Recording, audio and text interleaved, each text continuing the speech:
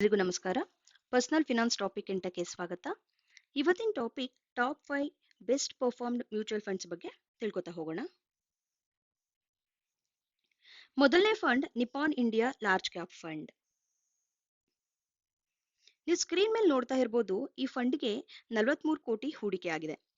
ಈ ಫಂಡ್ ಕಳೆದ 10 ವರ್ಷಗಳಲ್ಲಿ ಸರಾಸರಿ 15% ಅಷ್ಟು ಲಾಭ ಮಾಡಿದೆ. 5 ವರ್ಷಗಳಲ್ಲಿ 26% ಅಷ್ಟು ಲಾಭ ಮಾಡಿದೆ.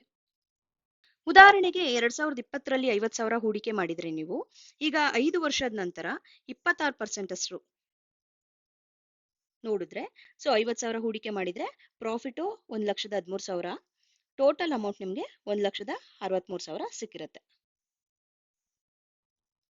ಅದೇ 10 ವರ್ಷದ ಹಿಂದೆ ಹೂಡಿಕೆ ಮಾಡಿದ್ರೆ 2,03,000 ಸಿಗುತ್ತೆ ನಿಮಗೆ. ಅದೇ 50,000ನ ನೀವು 10 ವರ್ಷದ ಹಿಂದೆ ಬ್ಯಾಂಕ್ ಅಲ್ಲಿ 8% ಹಂಗೆ ಡೆಪಾಸಿಟ್ ಏನಾದ್ರು ಮಾಡಿದ್ರೆ ನಿಮ್ಗೆ ಸಿಗೋ ಅಂತ ಮೊತ್ತ 1,07,000. ಆದ್ರೆ ಮ್ಯೂಚುವಲ್ ಫಂಡ್ ನ ಅರ್ಧದಷ್ಟು ಲಾಭ ಸಿಗುತ್ತೆ. ಎರಡನೇ fund DSP large cap fund. ಈ ಫಂಡ್ ಕಳೆದ 10 ವರ್ಷಗಳಲ್ಲಿ 12.35 ಅಷ್ಟು ಲಾಭ ಕೊಟ್ಟಿದ್ದು 5 ವರ್ಷಗಳಲ್ಲಿ 20.98ರಷ್ಟು ಲಾಭ ನೀಡಿದೆ. ಅದೇ 2020ರಲ್ಲಿ 5 ವರ್ಷದಿಂದ ಹೂಡಿಕೆ ಮಾಡಿದ್ರೆ ಈಗ ಸಿಗೋ ಅಂತ ಮೊತ್ತ 1,29,580 ರೂಪಾಯಿ ಆಗಿದೆ. ಮೂರನೇ fund ICICI Prudential large cap fund.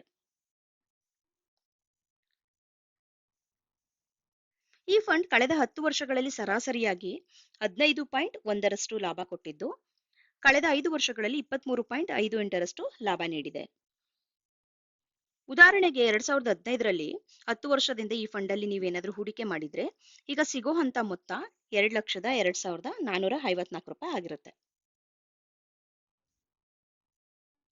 ಅದೇ 2020ರಲ್ಲಿ ಈ ಫಂಡ್ ಅಲ್ಲಿ ಹೂಡಿಕೆ ಏನಾದ್ರು ಮಾಡಿದ್ರೆ ಈಗ ಸಿಗೋ ಅಂತ ಮೊತ್ತ 1,44,116 ರೂಪಾಯಿ ಆಗಿರುತ್ತೆ. ನಾಲ್ಕನೇ fund Canara Robeco large cap fund. ಈ ಫಂಡ್ ಕಳೆದ 10 ವರ್ಷಗಳಲ್ಲಿ ಸರಾಸರಿಯಾಗಿ 14.97ರಷ್ಟು ಲಾಭ ಕೊಟ್ಟಿದ್ದು 5 ವರ್ಷಗಳಲ್ಲಿ 21.6ರಷ್ಟು ಲಾಭ ನೀಡಿದೆ.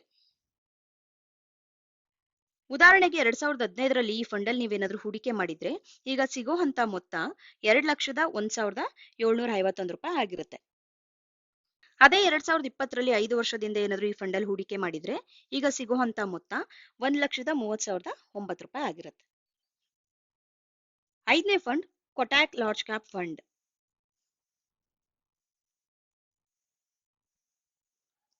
ಈ ಫಂಡ್ ಕಳೆದ 10 ವರ್ಷಗಳಲ್ಲಿ 14.6ರಷ್ಟು ಲಾಭ ನೀಡಿದ್ದು 5 ವರ್ಷಗಳಲ್ಲಿ 21.7ರಷ್ಟು ಲಾಭ ನೀಡಿದೆ. ಇದಕ್ಕೆ ಕ್ರಿಸಿಲ್ ರೇಟು 4 ಸ್ಟಾರ್ ಇದೆ, ನೋಡ್ತಾ ಇರ್ಬೋದು ನೀವು. ಉದಾಹರಣೆಗೆ 2015ರಲ್ಲಿ ಈ ಫಂಡ್ ಅಲ್ಲಿ ನೀವೇನಾದ್ರೂ ಹೂಡಿಕೆ ಮಾಡಿದ್ರೆ ಈಗ ಸಿಗೋ ಅಂತ ಮೊತ್ತ 1,86,339 ರೂಪಾಯಿ ಆಗಿರುತ್ತೆ.